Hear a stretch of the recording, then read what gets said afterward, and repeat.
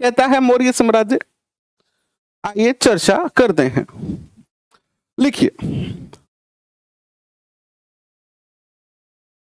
मौर्य वंश। इस टॉपिक से जो पहला क्वेश्चन पूछा जा सकता है वो क्या हो सकता है? मौर्य वंश से जो पहला क्वेश्चन पूछा जा सकता है मेरे विद्वान साथियों, वो ये पूछा जा सकता है, क्या पूछा जा सकता है? वो ये पूछा जा सकता है कि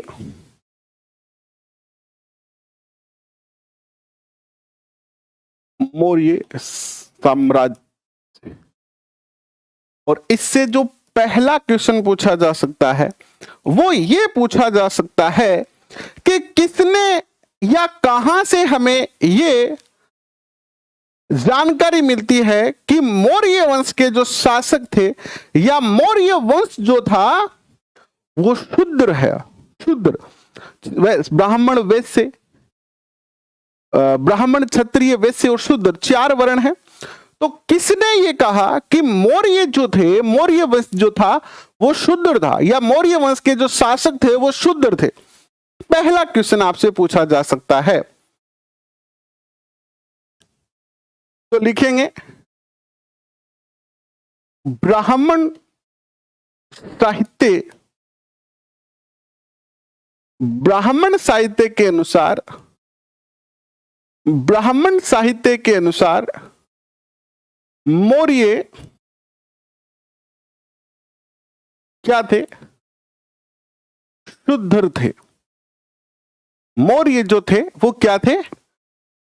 शूद्र थे। किसके अनुसार? ब्राह्मण साहित्य के अनुसार हम अगर देखते हैं तो ब्राह्मण साहित्य का मानना है कि मौर्य जो थे वो क्या थे? शूद्र थे, शूद्र जाति से संबंधित थे। ठीक है, इसके बाद अगर चर्चा करते हैं तो जैन और बौद्ध जो साहित्य है वो क्या कहते हैं आपको? जैन और बौद्ध साहित्य, जैन और बौद्ध साहित्य ये बात कहते हैं कि जैन और बौद्ध साहित्यों के अनुसार, साहित्यों के अनुसार मौर्य जो थे वो क्षत्रिय थे। क्या थे? क्षत्रिय थे।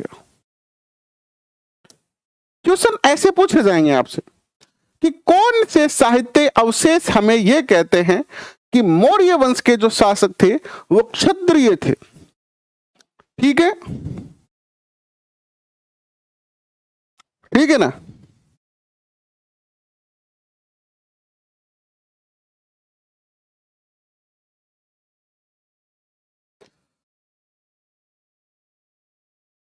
इसके बाद एक और कॉन्सेप्ट आता है, वो ये आता है कि एक रोमिल थापर, रोमिल थापर या रोमिला थापर के अनुसार ये कहते हैं कि रोमिला थापर ये कहते हैं कि मौर्य जो है, मौर्य जो है, मौर्य जो है वो क्या है? क्या है मौर्य? मौर्य जो है वो वैश्य, क्या है? वैश्य से संबंधित है। वैश्य, वैश्य कुल से संबंधित है। एक और कॉन्सेप्ट आता है, विशाख दत्त ने लिखा था एक नाटक मुद्रा राक्षस। जो मुद्रा राक्षस है वो ये कहता है कि मौर्य जो थे वो निम्न वर्गीय थे। विशाख दत्त का, विशाख दत्त का, विशाख दत्त के, लिखो, विशाख दत्त के मुद्रा राक्षस से हमें पता चलता है कि मुद्रा, मुद्रा राक्षस के अनुसार अनुसार मौर्य वंश जो है या मौर्य वंश के जो शासक हैं उनका जो संबंध है वो किससे है? वृषल से है। किससे है? वृषल। और वृषल का अर्थ होता है क्या? वृषल का अर्थ होता है निम्न वर्गीय। निम्न वर्गीय यानी वृषल या निम्न वर्गीय थे। ये कुछ कॉन्सेप्ट हैं जो अलग अलग साहित्यों से, अलग अलग साहित्यिक स्रोतों से, अलग अलग इतिहासकारों के द्वारा ये बात बताई गई है। विनोद कुमार, आप बताएं सबसे पहले मुझे कि वर्तमान में कैसी व्यवस्था है? वर्ण व्यवस्था आधारित है कि जन्म आधारित है? आप बताएं मुझे। लेकिन इसमें जो सर्वाधिक मान्य जो है कि वास्तव में ये जो मौर्य वंश के शासक थे वो किससे संबंधित है, तो सर्वाधिक जो मान्य है वो है कि मौर्य जो है वो क्या है? सर्वाधिक मान्य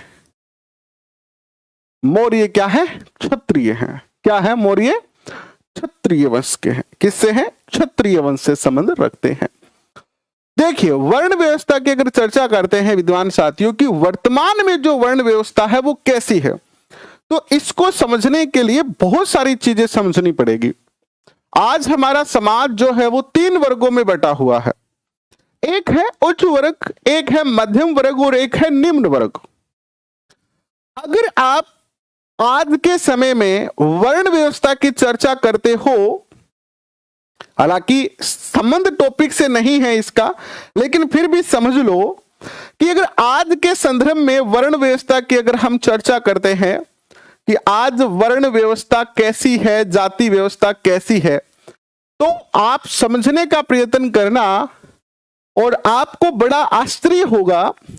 आज जो हमारा समाज है वो 3 वर्गों में बटा हुआ है। जातिगत तो बटा हुआ ही है, इसके अलावा एक है आपका उच्च वर्ग, एक तो क्या है आपका उच्च वर्ग है, दूसरा आपका जो है वो मध्यम वर्ग है, मध्यम वर्ग है, और तीसरा जो है वो क्या है? निम्न वर्ग है। ये 3 वर्ग है। अब ये जो 2 वर्ग है, मध्यम वर्ग और निम्न वर्ग, यहां तो जो जाति व्यवस्था है या जो वर्ण व्यवस्था है वो क्या है बताओ? इन 2 वर्गों की तो जो वर्ण व्यवस्था है वो अलग है, और इस उच्च वर्ग की जो वर्ण व्यवस्था है वो अलग है। यहां पर वर्ण व्यवस्था जो है उच्च वर्ग में वो किस आधार पर है? कर्म के आधार पर है। कर्म आधारित। मैं तो प्रैक्टिकल बात कर रहा हूं आपसे, ठीक है? उच्च वर्ग में जो वर्ण व्यवस्था है वो कर्म आधारित है, जबकि मध्यम वर्ग और निम्न वर्ग में जो वर्ण व्यवस्था है वो क्या है? जन्म आधारित है। क्या है? जन्म आधारित है। आज की बात कर रहा हूं 2022 की। उच्च वर्ग में कर्म आधारित है और मध्यम वर्ग और निम्न वर्ग में जो है वो क्या है? जन्म आधारित वर्ण व्यवस्था है। आज भी मध्यम वर्ग के अंदर आते हैं जनरली हम, और निम्न वर्ग में हमसे जो बहुत ज्यादा गरीब लोग हैं वो आते हैं, वो निम्न वर्ग में आ गए। हम बीच वाले जो किसान हैं, नौकरी पैसे वाले व्यक्ति हैं, वो सारे मध्यम वर्ग में आ गए। उच्च वर्ग में कौन से आ गए?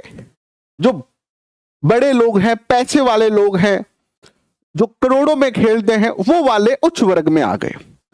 अब देखो, आज यहां पर आपकी जो व्यवस्था है वो जन्म आधारित है। आज अगर इस मध्यम वर्ग और निम्न वर्ग की लड़की अगर ये कहती है कि बापू मैं एक दूसरी जाति के लड़के से प्यार करूं, तो बापू 2 खल्ला मारो बेंगे और मां 4 गाली देसी और 4-5 खल्ला मारसी। और कहेगी आज से पढ़ाई लिखाई बंद करो और घर से बाहर कौन काटनी। और आज भी जो मध्यम वर्ग और निम्न वर्ग में कोई लड़कों भी यह बात कर देगा, बापू मैं कोई हमारे कॉलेज की लड़की से प्यार करूं लेकिन वह अपनी जाति की को नहीं है, तो आज भी बापू बेंगे 4 डांग फटकारा को और कहो क्योंकि तू प्यार करना रो, बस बेटा घणो ही पढ़ लियो, मान ध्यान ही हो कि तू पढ़ लिख के ही काम करो, काट दियो नहीं नाम तेरा जनिता हो, जन्म देने वाले वो नाम काट दियो। ये क्या है, जन्म आधारित है। लेकिन अगर यहां उच्च वर्ग का कोई होगा और वो कहेगा कि डैड मैं एक लड़के से प्यार करती हूं, तो डैड कहेगा बेटी बता करे कि ये लड़को, बोलो लड़को तो बॉलीवुड में एक्टर है, या लड़को तो अनिल अंबानी को बेटो है, या लड़को करोड़पति है, तो डैड कहेंगे बेटा ठीक है कोई दिक्कत नहीं है बुलाओ घर। वो ये नहीं पूछेगा कि जाति क्या है इसकी, वो पूछे घर बुला पहले चेक तो करा कि तो माल है, तो वो माल देखेगा, जायदाद देखेगा, प्रॉपर्टी देखेगा, स्टेटस देखेगा, जाति नहीं देखेगा। जाति केवल किनके लिए है, हमारे लिए है।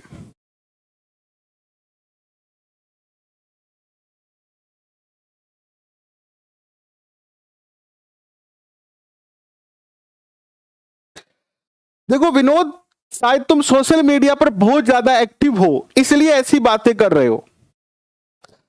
आज इस दौर में 2 तरीके की चीजें हैं, प्रैक्टिकल चीजें अलग हैं जो आपको ज्ञान नहीं है।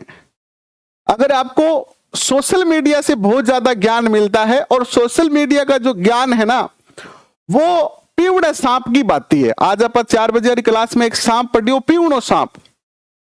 पीवड़ो सांप की एक आदमी ने मार भी दे और बैन बेरो भी कौन पड़न दे, ठीक है लोगा नहीं बेरो पड़ेगा तो मार गयो, बैन बेरो कौन पड़ेगा अपन के डस गयो, क्योंकि जनरली कोई सांप डसता है काटता है तो आपको दर्द होता है, रखिए खायो रहेगा, देखा तो करो सांप खा गयो, पता तो चला मरने से पहले कि यार सांप ने काट लिया मर गई कोई बात नहीं मर तो गए। पीवड़ो सांप खा जाए नहीं, आदमी ने बेरो ही कौन पड़े कब मरियो, वो तो सुते हुए रह जा, मैंने ध्यान कौन पड़े के मामले हो गयो, आगे चले जाए वो। तो ये जो सोशल मीडिया पर जो ज्ञान का बड़ा एक यूनिवर्सिटी चल रहा है, ये भी पीवड़े सांप की तरह है।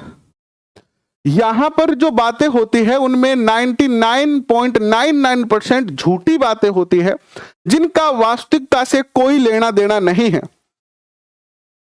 और मैं तो इन चीजों से इतना ज्यादा परेशान हो गया क्योंकि आप सोशल मीडिया पर कनेक्ट हो तो आपको ये चीजें दिखती है, और दिखती है तो दिमाग में बहुत सारी बातें आती है। तो मैंने अपना फेसबुक और इंस्टाग्राम अकाउंट ही डिलीट कर दिया कि अब सोशल मीडिया का त्याग करेंगे, बस केवल मेरे फोन में व्हाट्सएप आपसे कनेक्टिविटी के लिए है, टेलीग्राम आपसे कनेक्टिविटी के लिए है, और यूट्यूब भी आपसे कनेक्टिविटी के लिए है। तो सोशल मीडिया पर पढ़ के कोई भी दिमाग में बात मत लाया करो। पीडीएफ ओपन नहीं हो रही है, पीडीएफ ओपन सबकी हो रही है, आपकी क्यों नहीं हो रही है? हो जाएगी पीडीएफ ओपन, एक बार फिर से प्रयास आप करो। ये कुछ बेसिक बातें आ गई मौर्य वंश से संबंधित। अब थोड़ा सा इसके शासकों की बात करते हैं। देखो हमें तो मुख्य रूप से क्या पढ़ना है, हमें तो मुख्य रूप से अशोक पढ़ना है, सम्राट अशोक, लेकिन थोड़ी थोड़ी जानकारी मैं बाकी शासकों की भी आपको दे देता हूं। सबसे पहले शासक है इसके कौन? चंद्रगुप्त मौर्य। सबसे पहले शासक कौन है? चंद्रगुप्त मौर्य है। और इनका जो शासन काल है ये आपके सेकंड ग्रेड में भी काम आएगा, रीट में भी काम आएगा। 332 से लेकर 322 से लेकर और 298 ईसा पूर्व यानी बीसी तक इनका जो है वो शासनकाल रहा है। क्योंकि हमारे सिलेबस में चंद्रगुप्त मौर्य नहीं है लेकिन मौर्य साम्राज्य लिखा है तो हम पढ़ लेते हैं, क्या पता कोई क्वेश्चन अटक जाए, कोई क्वेश्चन पूछ लिया जाए। ठीक है, देखो सबकी पीडीएफ डाउनलोड हो रही है, फिर भी कोई दिक्कत आ रही है तो पीडीएफ फिर से डाल देंगे, कोई दिक्कत नहीं है। देखिएगा चाणक्य ने इनको 100 जो है वो 1000 कृष्णा में जो है वो खरीदा था। किसने खरीदा था? चंद्रगुप्त मौर्य को। इसको चाणक्य ने खरीदा था। इसको किसने खरीदा था? चाणक्य ने खरीदा था। कितने रुपए में खरीदा था?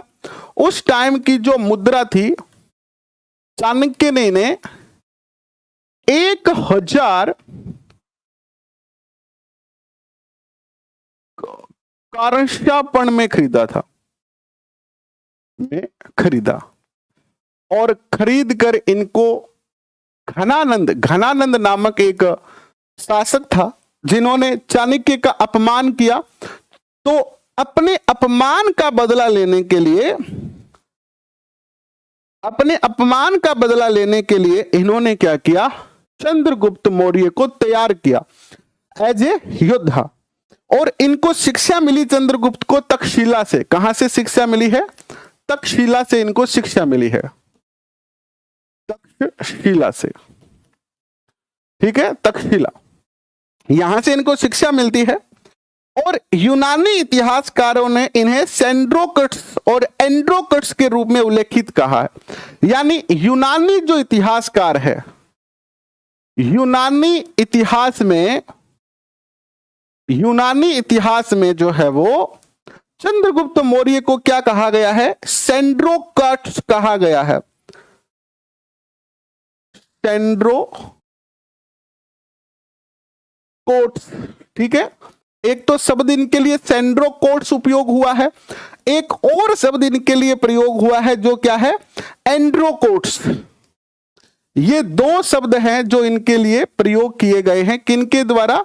यूनानी इतिहासकारों के द्वारा। तो क्वेश्चन पूछा जा सकता है, सेंड्रोकोट्स किस शासक के लिए, किस मौर्य वंश के शासक के लिए प्रयोग किया जाता है? तो यह किया जाता है मौर्य वंश के शासक चंद्रगुप्त मौर्य के बारे में। अब बहुत बार ट्राई कर लिया तो इसमें मेरी कोई गलती नहीं है, मैंने सारी पीडीएफ टेलीग्राम पे डाल दी है। और एक बार नहीं है, कम से कम 10 बार पीडीएफ डाल दी है।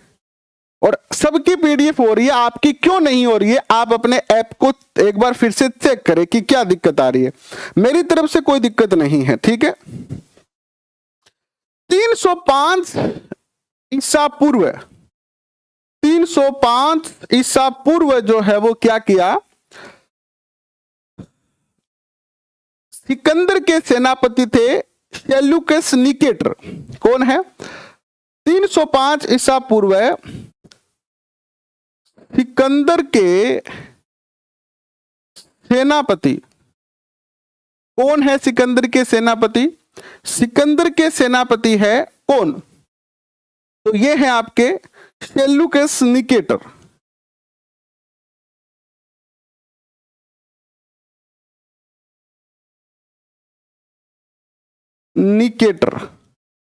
सेल्यूकस निकेटर ने क्या किया? अपनी पुत्री सेल्यूकस निकेटर के साथ इनका जो है वो चंद्रगुप्त मौर्य का विवाद होता है। सेल्यूकस निकेटर के साथ चंद्रगुप्त मौर्य का क्या होता है? विवाद होता है। विवाद के बाद सेल्यूकस निकेटर ने अपनी बेटी हेलन का विवाह इनसे कर दिया। पुत्री हेलन का विवाह चंद्रगुप्त से किया। किससे किया? चंद्रगुप्त मौर्य से कर दिया। बेसिक बात लिखाऊंगा इन शासकों के, ठीक है। और मैगस्थनीज जो थे, इन्होंने अपनी पुस्तक इंडिका में क्या लिखा?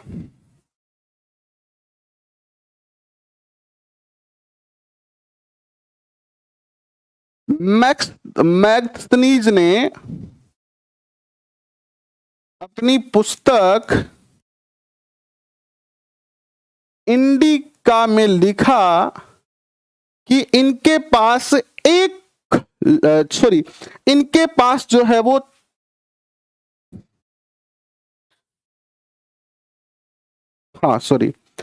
ये जो मैगस्थनीज है, इनको मैगस्थनीज को दूत बनाकर किनके दरबार में भेजा था? ये जो सेल्यूकस निकेटर हैं, इन्होंने मैगस्थनीज को, ये निकेटर का क्या था? दूत था, याद रखना। Seleucus Nicator, Nicator, Seleucus Nicator का क्या था ये? सेल्यूकस निकेटर का राजदूत था ये, राजदूत, जिसको चंद्रगुप्त मौर्य के दरबार में नियुक्त किया गया और इन्होंने एक पुस्तक लिखी इंडिका। ठीक है, तो क्वेश्चन पूछा जा सकता है कि इंडिका के रचनाकार कौन है। यानी मेरा टारगेट यह है कि मौर्य वंश से कुछ भी बचे नहीं, तो आप धीरे धीरे आराम से लिखते जाएं और नोट्स जो है बनाते जाएं। कई बच्चों को यह दिक्कत आती है कि उनके नोट्स डाउनलोड नहीं हो पाते हैं, तो याद रखना टेलीग्राम के नोट्स दो ही कंडीशन में डाउनलोड नहीं हो सकते, या तो कोई नेटवर्क में एरर है या फिर आपकी स्टोरेज की समस्या है। ठीक है, और कई बार आप ग्रुप से नहीं जुड़ पाते हैं। अगर आप बहुत सारे ग्रुप से जुड़ चुके हैं टेलीग्राम पे, तो फिर आपको कुछ ग्रुप से रिमूव होना पड़ेगा, डिलीट करना पड़ेगा, फिर आप टेलीग्राम के ग्रुप को जो है वो जोड़ पाओगे। एक जो है वो प्लिनी नामक जो है इतिहासकार हुए हैं। कौन हुए हैं? प्लिनी। प्लिनी क्या कहते हैं? प्लिनी कहते हैं कि प्लिनी के अनुसार जो है वो चंद्रगुप्त के पास जो है वो कितनी सेना है के अनुसार चंद्रगुप्त मौर्य की सेना, इन्होंने सेना का वर्णन करते कहा है कि इनके पास 6 लाख पैदल सैनिक हैं। 6 लाख पैदल सैनिक हैं, 6 लाख पैदल सैनिक, प्लस इनके पास जो है वो 30,000 घुड़सवार हैं। 30,000 घुड़सवार है, प्लस इनके पास जो है वो 9,000 हाथियों की सेना है। 9,000 हाथी है। इतनी विशाल सेना है किसकी? चंद्रगुप्त मौर्य की। ठीक है, अगर वो कम समझ में आया है तो दोबारा पढ़ाएंगे। अभी रिवीजन क्लास क्यों लेके आए हम रिवीजन क्लास इसीलिए तो लेके आए हैं कि अगर किसी को उस टाइम नहीं समझ में आया, कोई बात आपको नहीं समझ में आई, कोई टॉपिक का डाटा कम रह गया, तो रिवीजन क्लास में वो सब चीजें कवर हो जाएगी। बिल्कुल कतई चिंता ना करें, आप राजस्थान एग्जाम मंत्रा के साथ जुड़े हुए हैं और यहां पर आपको कहीं पर भी घबराने की आवश्यकता नहीं है। ठीक है, दोबारा ही नहीं तिबारा भी मैं आपको करवाऊंगा, मूल्यांकन भी करेंगे, रिवीजन भी करेंगे, सब कुछ करेंगे।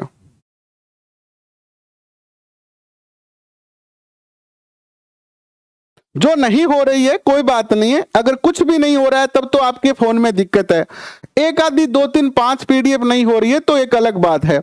अगर कोई 1-5 पीडीएफ नहीं हो रही है तो मैं दोबारा भेज दूंगा, कोई दिक्कत, मना कब कर रहा हूं? ये तो कहीं नहीं रहा कि मैं दूंगा नहीं आपको दोबारा, जब हमने आपको सब कुछ दिया है वो भी बिना किसी शुल्क के दिया है। और मैं तो खुद ही हर सप्ताह लगभग दोबारा रिवाइज करता रहता हूं पीडीएफ की, कोई नया बच्चा जुड़ा है उसको भी पीडीएफ आसानी से मिल जाए। तो घबराओ मत, चिंता मत करो, बिल्कुल भी टेंशन लेने की जरूरत आपको नहीं है। ठीक है, एक बात और लिखो, नोट लगा के लिखो कि ब्राह्मण साहित्य ये कहता है कि ये जो चंद्रगुप्त मौर्य है, ब्राह्मण साहित्य के अनुसार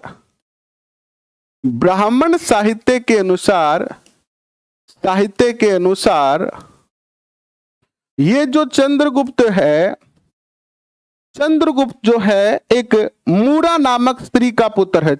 के अनुसार चंद्रगुप्त मौर्य मूरा नामक स्त्री का पुत्र है। यह बात आपसे पूछी जा सकती है। ये अधीनस्थ बोर्ड की आदत है कि थोड़े टेढ़े मेढ़े क्वेश्चन हमेशा पूछता है, तो इसीलिए जो बाकी चीजें बची है उनकी भी हम चर्चा यहां पर कर रहे हैं।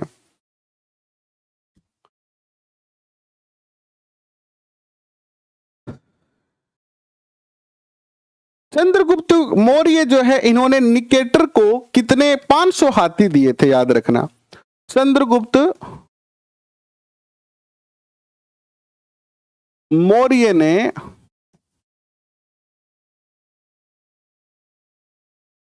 सेल्यूकस निकेटर को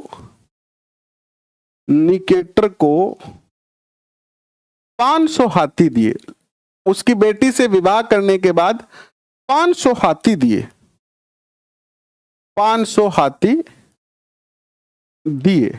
और सेल्यूकस निकेटर ने इनको कई क्षेत्रों का राज्य दिया था, उनके नाम मैं यहां पे नहीं लिख रहा हूं। इसके बाद 298 बीसी में 298 ईसा पूर्व ये जो है वो जैन धर्म की दीक्षा ले लेते हैं, जैन धर्म अपनाते हैं। जैन धर्म अपनाया और इनको जैन धर्म की जो दीक्षा दी थी वो किसने दी थी? भद्रबाहु ने। भद्रबाहु ने इनको जैन धर्म की क्या दी? दीक्षा दी। भद्रबाहु ने दीक्षा दी। क्वेश्चन पूछा जा सकता है कि जैन धर्म की दीक्षा इनको किसने दी? तो भद्रबाहु ने दी। और इसके बाद ये जो है वो कहां चले जाते हैं? इसके बाद ये चंद्रगुप्त स्वर्ण बेला गोला में चले जाते हैं। इसके बाद जो है ये स्वर्ण बेला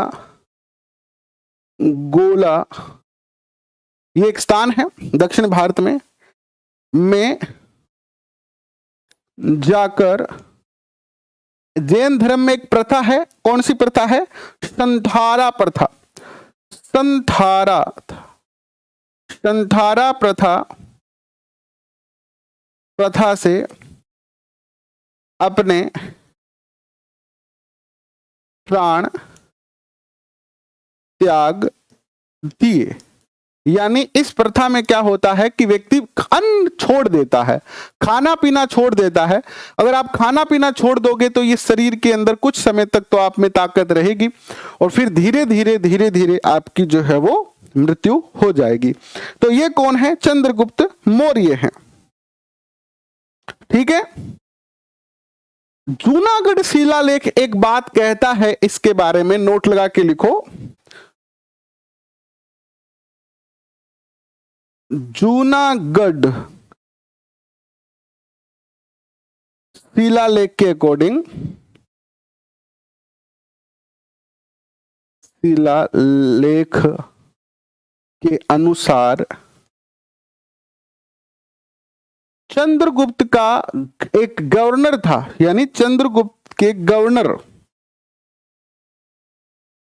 चंद्रगुप्त गवर्नर यानी राज्यपाल, गुप्त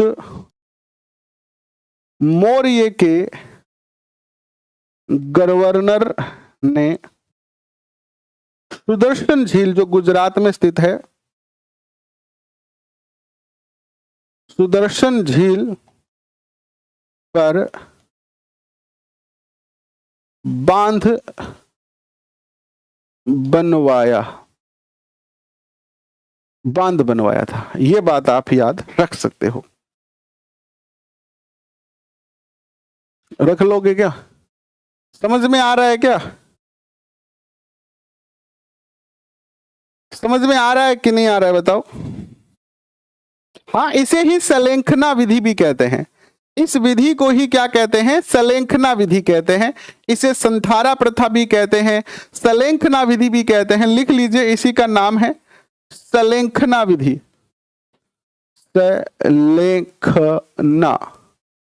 सलेंखना विधि भी कहते हैं। इसमें एक ही बात है, सलेंखना लिख दो या फिर आप लिख दो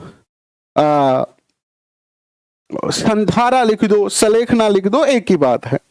इस विधि से इन्होंने क्या किया? अपने प्राणों की आहुति दे दी। इसके बाद शासक बनते हैं कौन? बिंदुसार। 298 से 273 तक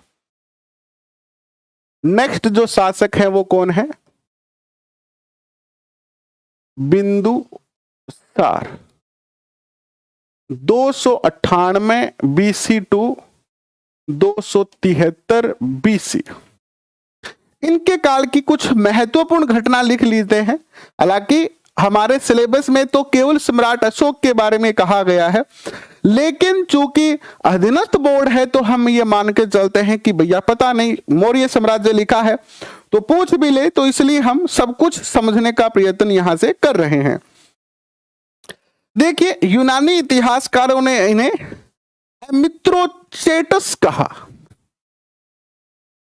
यूनानी जो इतिहासकार है, यूनानी इतिहासकार, इन्हें क्या कहते हैं? एमिथ्रोचेटस, एमिथ्रोचेटस कहते हैं इन्हें,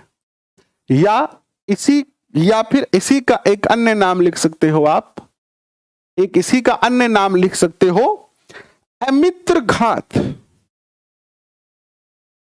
एमित्रघात किसने कहा बिंदुसार को? एमिथ्रोचेटस। तो आप बताएंगे कि यूनानी इतिहासकारों ने इन्हें कहा है। ठीक है। एक तिब्बत के इतिहासकार हुए हैं तारानाथ, इन्होंने इन्हें महान शासक कहा। तिब्बत के इतिहासकार कौन हुए हैं? तिब्बत के इतिहासकार हुए हैं तारानाथ। तारानाथ ने महान शासक कहा, महान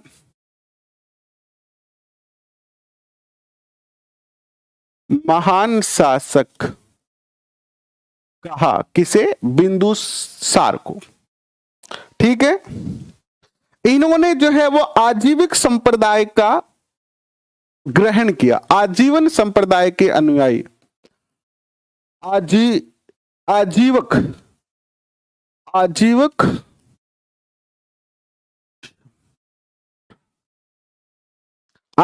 संप्रदाय के ये क्या थे? अनुयायी थे। आजीविक संप्रदाय के अनुयायी। देखो, ऐसा नहीं है कि मैंने आपको करवा दिया तो पूरा हो गया। टॉपिक हमेशा हम एग्जाम के अकॉर्डिंग ही करते हैं, लेकिन अब की यानी फर्स्ट बार केवल रीड तक करवाया, इस बार हम क्योंकि अधीनस्थ बोर्ड पेपर करवा रहा है तो थोड़ा सा लेवल को बढ़ा के करवा रहे हैं, लेकिन इसके बाद भी बहुत सारी चीजें बच जाती है मौर्य वंश से, वो हमारे काम की नहीं है, इसलिए हमने छोड़ा है। तो केवल ऐसे फैक्ट जो अब तक पूछे जाने की सबसे ज्यादा संभावना है वो मैं आपको करवा रहा हूं। ठीक है ना। हमेशा किसी के ऊपर 100% डिपेंड ना रहिए, सत्य बात यही है। मैं ये कभी नहीं कहता कि आप मेरे साथ पढ़ रहे हैं तो किताबें मत पढ़िए, किताबें पढ़िए, हमेशा क्रॉस चेक करते रहिए। 100% किसी के ऊपर आश्रित नहीं होना है। लेकिन फिर भी मैं आपको कहूंगा कि आपके पास जो भी गाइड है उसको पढ़ते रहिए, आपको अच्छा डाटा मिल रहा है, ये आपकी पेपर में सफलता के लिए सफिशिएंट है। लेकिन फिर भी रेंडमली चेक करते रहिए, कुछ बच तो ना गया है, हो सकता है मेरी आंखों से बच जाए कोई चीज। आपको अपनी लायबिलिटी भी तो रखनी है, आपका भविष्य है, आप अपने भविष्य को 100% किसी के हाथों में मत सौंपिए, ये मेरा आपसे पर्सनली कहना है। हाँ, मैं अपनी तरफ से 100% प्रयत्न आपके लिए कर रहा हूं। यूनानी इतिहासकार हैं एथिनियस, यूनानी इतिहासकार हुए हैं एक यूनानी इतिहासकार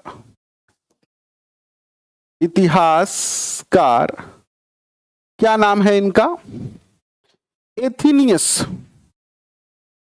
एथिनियस क्या कहते हैं? एथिनियस कहते हैं कि के अनुसार इन्होंने यूनान के शासकों से 3 चीजें मांगी। ठीक है। के अनुसार बिंदुसार ने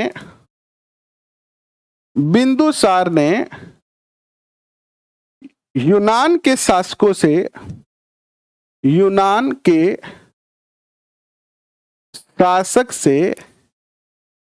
3 वस्तु मांगी, 3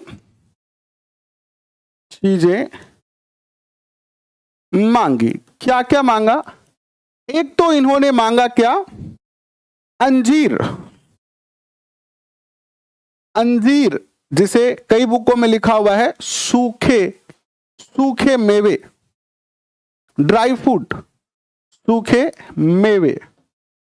एक इन्होंने मांगी मीठी शराब, मीठी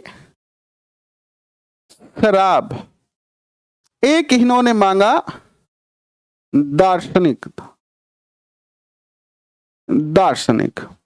तो यूनानी इतिहासकार कहते हैं कि ये 2 चीजें तो इनको दे दी गई, बट दार्शनिक नहीं दिया गया।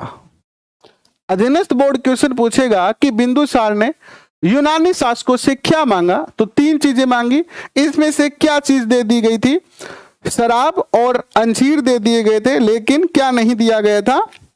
इनको जो है वो दार्शनिक नहीं भेजा गया था। ठीक है, बस इनके बारे में इतनी ही बातें याद रखनी है। इसके बाद जो मुख्य शासक आते हैं जिसकी चर्चा करने के लिए हमें रीट का सिलेबस कहता है, वो आते हैं अशोक। कौन आते हैं? अशोक, सम्राट अशोक। तीसरे शासक हैं अशोक। अशोक का जो शासन काल है वो शुरू होता है 273 ईस्वी से लेकर 273 ईसा पूर्व से लेकर और 232 ईसा पूर्व तक, 232 बीसी तक।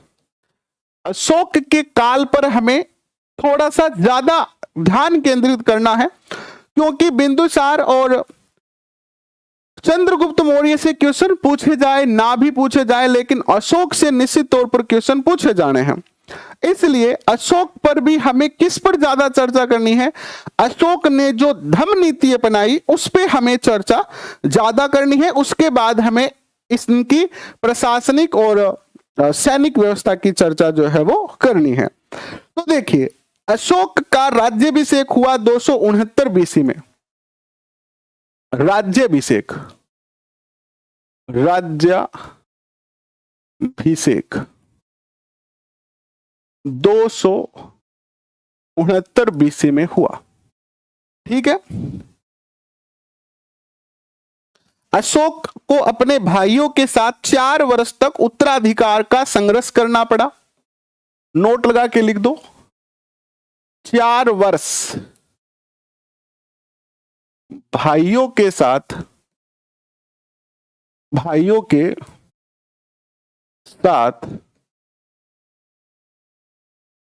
उत्तराधिकार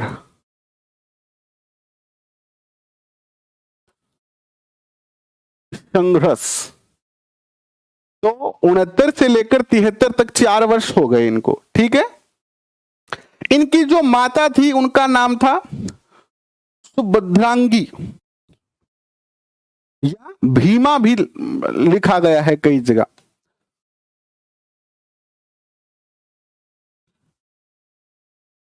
सुभद्रांगी या फिर भीमा, इनकी माता का नाम बताया जाता है। इनकी जो पत्नियां थी वो कितनी थी? पत्नी की बात करते हो तो इनकी जो पत्नियां हैं इनकी थोड़ी सी चर्चा कर लेते हैं। पत्नियों का बहुत ज्यादा प्रभाव होता है। 4 इनकी पत्नियां हुई है। कितनी पत्नियां हुई है? 4 पत्नी हुई है इनकी। पहली जो पत्नी है इनकी, जिनका नाम है देवी, देवी। दूसरी जो पत्नी है उनका नाम है कारुवकी, कारुवकी। जो इनकी तीसरी पत्नी है उनका नाम है पद्मावती, पद्मावती। और जो चौथी पत्नी है इनकी वो है तिष्यावता, तिष्य रक्षा, रक्षा, रक्षा। किसी भी गाइड से चेक कर लेना, कहीं से भी पढ़ लेना, आपको बेस्ट ही करवा रहा हूं। फिर भी मैं आपको बार बार ये कह रहा हूं कि आप भी अपने अकॉर्डिंग पढ़ते रहिएगा ताकि चीजें और ज्यादा बेहतर होती जाए, क्योंकि सफलता के लिए सेल्फ स्टडी बहुत जरूरी है। मैंने आपको जो करवा दिया उसके बाद जब आप बुक को फिर से छानोगे ना तो आपको और ज्यादा मजा आएगा, प्लस आपका तीसरी बार रिवीजन भी हो जाएगा। मेरा मेन उद्देश्य तो यही है कि यहां से पढ़ने के बाद आप बुक पढ़ो और देखो कि मुझसे कुछ छूट नहीं गया है। इससे एक बार आपका रिवीजन फिर से हो जाएगा और कोई अगर मुझसे लाइन छूट गई तो वो भी आपको जो है वो मिल जाएगी वहां पर, है ना।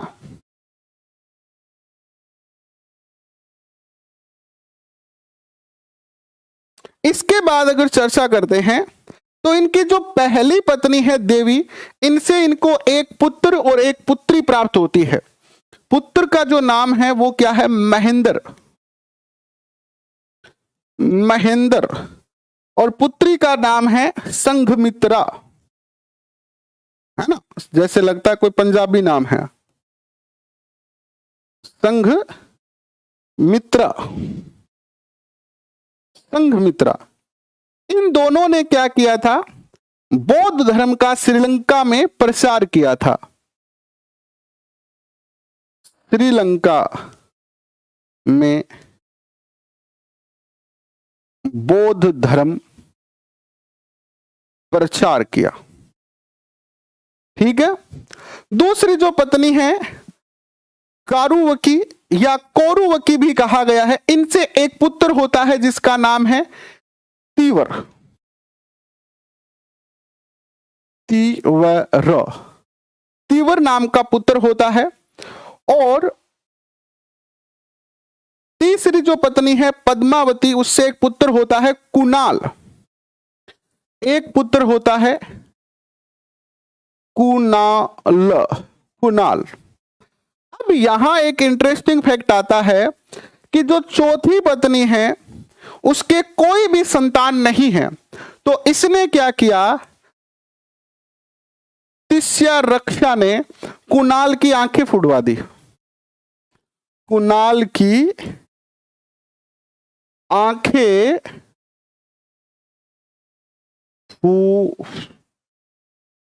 आंखें फुड़वा दी। इनके कोई पुत्रों की कोई पुत्री की चर्चा नहीं की गई है।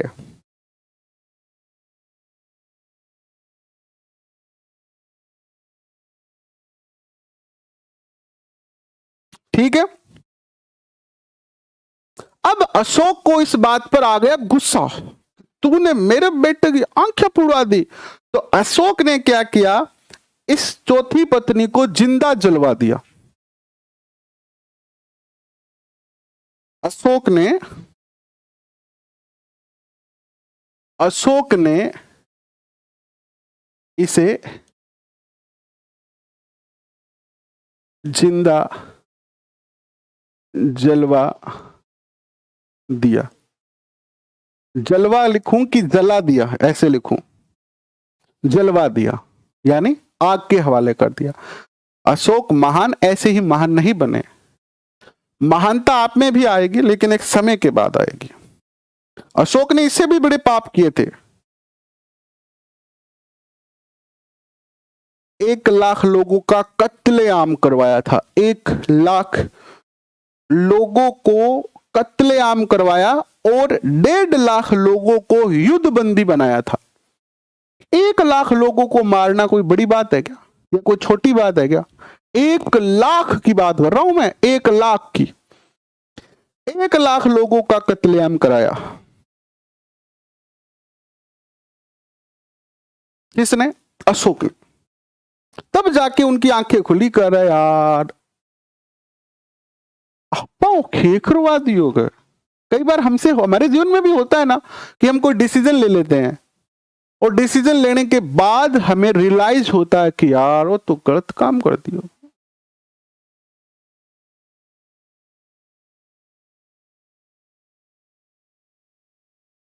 होता है कि नहीं होता? अशोक ने भी बहुत सारे पाप किए, हर व्यक्ति का इतिहास पढ़ोगे जो महान हुआ है उनसे गलतियां हुई, बहुत भयंकर भयंकर गलतियां हुई, लेकिन अंत भला तो सब भला।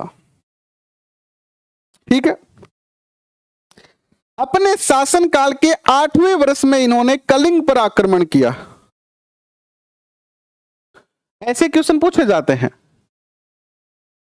अपने शासनकाल के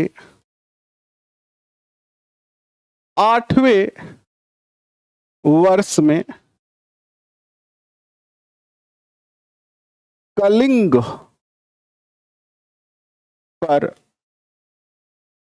कलिंग पर क्या किया इन्होंने? आक्रमण किया। आक्रमण किया। तो बताओ कलिंग का शासक कौन था इस समय? पूछा जा सकता है कि नहीं पूछा जा सकता? कलिंग का शासक कौन था इस समय? इस समय कलिंग का शासक कौन था? तोसली नामक एक शासक था यहां का, तोसली। ठीक है। जबकि हाथी गुफा अभिलेख के अनुसार कलिंग का राजा था नंदराज। नोट लगा के लिखो, हाथी गुफा अभिलेख के अनुसार, अभिलेख के अनुसार शासक कौन था? नंदराज। नंदराज था। कहां का? कलिंग का शासक कौन था? नंदराज था। जबकि तोसली भी माना गया है, खारवेल में स्थित है हाथी गुफा, इसके अनुसार नंदराज यहां का शासक था। इस युद्ध में, कलिंग के युद्ध में 1 लाख लोगों का कत्लेआम और 1.5 लाख लोगों को युद्धबंदी बनाया। ठीक है। और फिर इन्होंने युद्ध नीति का त्याग किया। इसी कलिंग युद्ध के बाद इन्होंने क्या किया? युद्ध नीति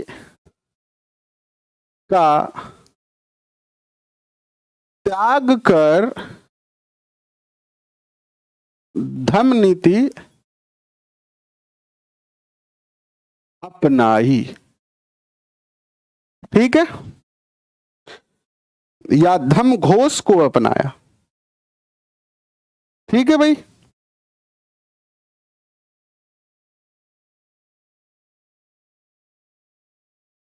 अब अशोक के धम्म के बारे में हम चर्चा करेंगे कल, और अशोक के धम्म के बाद इनकी प्रशासनिक व्यवस्था की चर्चा करेंगे हम कल।